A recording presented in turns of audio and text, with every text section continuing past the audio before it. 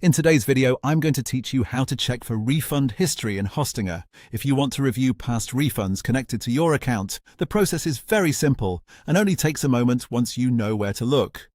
In this walkthrough, I'll guide you through the exact path inside your Hostinger dashboard so you can find that information quickly and without confusion. To begin, make sure you're signed in to your Hostinger account and that you're on the main dashboard. Once you're there, look toward the top right corner of the screen. You should see your profile icon or account menu in that area. Go ahead and click on your profile to open the drop-down options. After the profile menu appears, look for the billing section and click on it. This will take you to the area where Hostinger organizes payment-related details for your account. If you've never visited this section before, just give the page a second to load so everything appears properly. Once you're inside billing, the next thing you need to do is switch to the Payment History tab. This section shows your past transactions and is the place where Hostinger keeps a record of billing activity. Click on Payment History to open that view.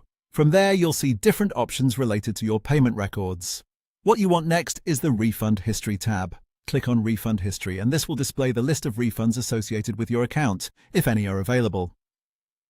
This is where you can review refund-related activity and confirm whether a refund has been processed in the past.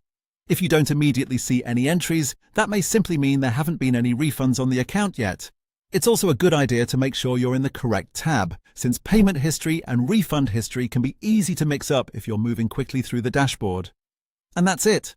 To check for refund history in Hostinger, just click your profile in the top right corner, go to Billing, switch to Payment History, and then open the Refund History tab.